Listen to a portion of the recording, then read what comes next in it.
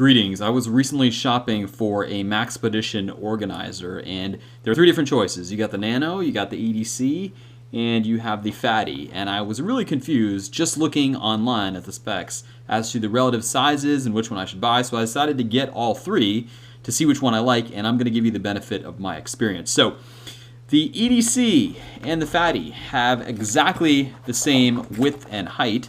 They differ only in the thickness, and it's no surprise that the Fatty is in fact thicker or deeper.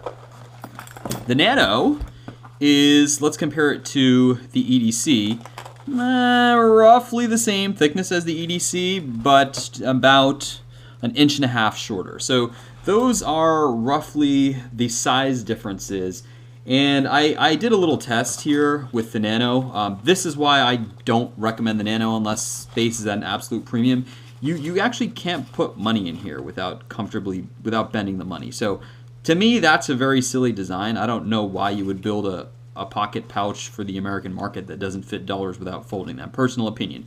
So the Nano is out for me. Again, there will be people for whom the Nano and the EDC are the right product. I don't think they're right for me, and I'm going to get into what I don't like about the EDC right now, and it really boils down to thickness. So I've got a pretty modest set of items in here: passport, flashlight, pen, and this is just a Benchmade folder, and I've got a Kindle over here in the bed. Notice I'm not using any of these pockets over here. I put a lighter on the outside, and let's see if we can actually get this to zip.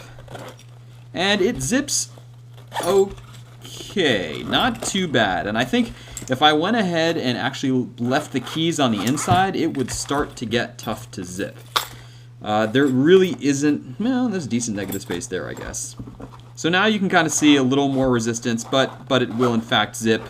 I'm not a huge fan of having the paracord on the zips. I think when zips have actual metal pulls on them, they're a lot easier to use, but this frankly is okay. And for me, the best pack actually ends up being the Fatty. And the reason is, I just showed you that you pretty quickly fill up the EDC, and I like having that little bit of extra depth, and I don't really think it hurts you that much, because if you underfill the Fatty, you'll still be able to compress your gear down just fine. And here's what I really like about the Fatty. So notice we have some opposite directional, I guess you could call these bands. And I think it's interesting because some items, for instance, like a multi-tool, are going to be shorter and will do better horizontally as opposed to vertically. There's not as much wasted space. As I said, I like having the additional depth, and the thing that I really like about the Fatty is this additional zippered pocket. I feel like it just gives you a lot of possibilities for items that you want to secure more in-depth. And a minor difference here, which I'm just noticing now, you get this loop here on the Fatty, this paracord loop, and that is absent, in fact absent from the EDC. And to drive home my point about the EDC, if I now try and put a multi-tool in here, okay, granted, that may be a little bit of a stretch. Actually, I think a lot of people have a multi-tool in their everyday carry system.